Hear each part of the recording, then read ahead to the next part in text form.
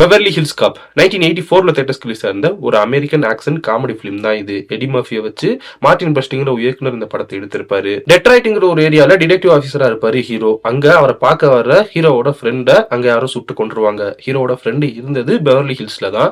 இப்போ அவனை கொண்டதுக்கு யாரு, அதுக்கான காரணம் என்னங்கிறது தெரிஞ்சுக்கிறதுக்காக பெவர்லி ஹில்ஸுக்கு கிளம்பி போறான் ஹீரோ வெக்கேஷன்ல.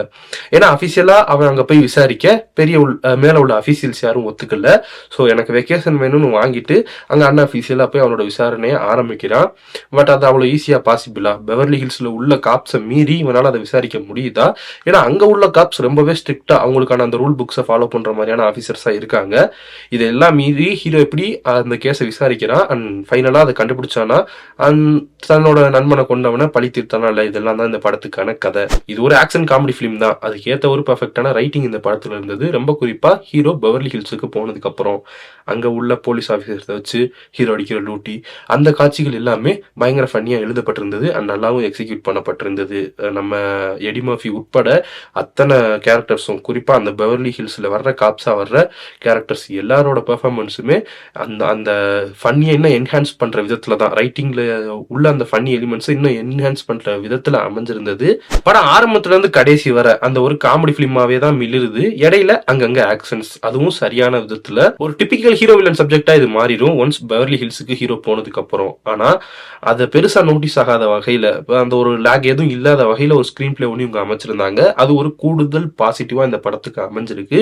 கண்டிப்பா ஃபர்ஸ்ட் பாசிட்டிவ் ரைட்டிங்ல இருந்த அந்த காமிக்கல் சென்ஸும் அதை இந்த ஆக்டர்ஸ் கேரி பண்ண விதமும் தான். ரொம்ப குறிப்பா பில்லி ரோசூட் அண்ட் ஜான் டஹாட்டுங்கிற 2 டிடெக்டிவ்ஸ் அங்க பெவர்லி ஹில்ஸ்ல இருப்பாங்க. அவங்க 2 பேர் கூட நம்ம ஹீரோக்கான காம்போ, அந்த சில காட்சிகள் ரொம்பவே ரசிக்கும்படி இருந்தது இந்த படத்துல. இந்த படத்தோட ஹைலைட் சீன்ஸ்ல கண்டிப்பா அந்த காட்சிகளை நம்ம ஈஸியா சொல்லலாம்.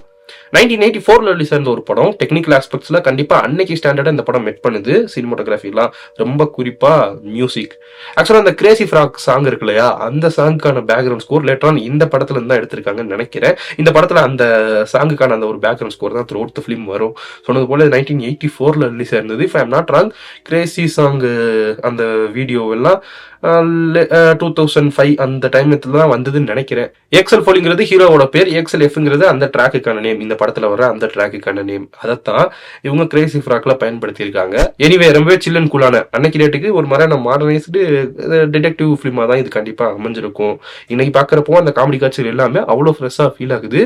இந்த காமெடி ஃபிலிம்ஸை விரும்பி பார்க்குற ஆடியன்ஸா நீங்க இருந்தீங்கன்னா, ரொம்ப குறிப்பா ஆக்ஷன் காமெடி ஃபிலிம்ஸை விரும்பி பார்க்குற ஆடியன்ஸா இருந்தீங்கன்னா கண்டிப்பா நீங்க இந்த படத்தை ட்ரை பண்ணலாம். இந்த படத்துக்கு இன்னும் 3 சீக்வல்ஸ் வேற இருக்கு. அடுத்தடுத்த சீக்கிரமே அந்த படங்களுக்கான வீடியோவை நான் கொண்டு வரேன். இந்த 4 படமுமே நெட்ஃபிளிக்ஸ்ல அவைலபிளா இருக்கு. இந்த படம் ஹிந்தி அண்ட் இங்கிலீஷ்ல தான் அவைலபிளா இருக்கு. ஆடியோல சப்டைட்டில்ஸ் கண்டிப்பா இருக்கு இங்கிலீஷ்ல. நீங்க தாராளமா அதை ட்ரை பண்ணலாம். பார்த்துட்டு வந்து இந்த படத்தை தாச்சுங்கிறத மறக்காம கமெண்ட் செக்ஷன்ல லீவ் பண்ணுங்க. நாளைக்கு உங்களை அடுத்த வீடியோ சந்திக்கிறேன். பாய்.